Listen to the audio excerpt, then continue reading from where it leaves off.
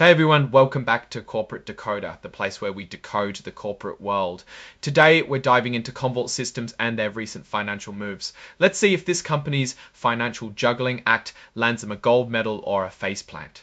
We're looking at an 8K filing, which is basically a company saying, hey, big news. It's like a corporate bat signal. The big news happened around April 2025. Keep that date in mind.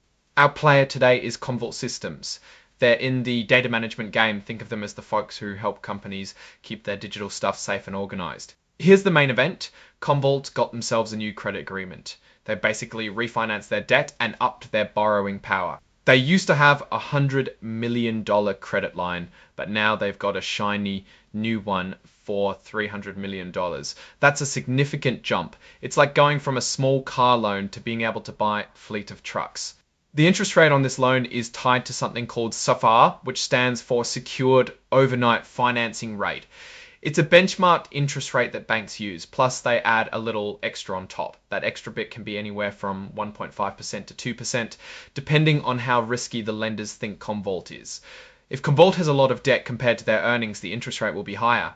There's also a fee for not using the credit. It's like a gym membership you don't use. You still have to pay something. This unused commitment fee is between 0.25% and 0.35% and 0.35% per year on whatever amount of the $300 million they don't borrow.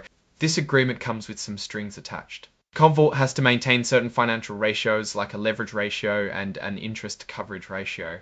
Think of these as report cards for their financial health. If they don't keep these ratios in good shape, the lenders could get nervous. There are also rules about what Commvault can and can't do with their money. They can't take on too much more debt. They can't go wild with investments, and they can't just hand out cash to anyone they feel like. Because they entered this new credit agreement, they terminated or got rid of their old one. It's like trading in your old car for a new one.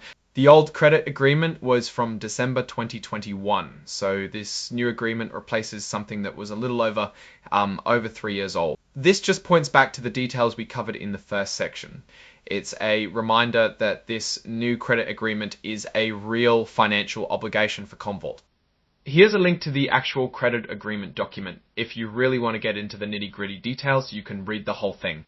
So what does all this mean? Commvault has basically increased its financial flexibility. They have more borrowing power now than they did before. This could be a sign that they're planning to make some big moves like acquisitions, investments, or expansions. However, it also means they've taken on more debt. Debt can be a good thing if you use it wisely, but it can also be a burden if you're not careful. They need to manage their finances well to make sure they can pay back what they borrow. The financial ratios and covenants in the agreement make sure they do not get too risky. Looking at Commvault, they appear to be positioning themselves for growth. They've secured a larger credit line, which gives them the firepower to make strategic moves. One potential risk is the increased debt burden. If the economy slows down or if Commvault's business hits a rough patch, they could struggle to meet their financial obligations. They also need to keep an eye on interest rates. If rates rise, their borrowing costs will go up, which could squeeze their profits.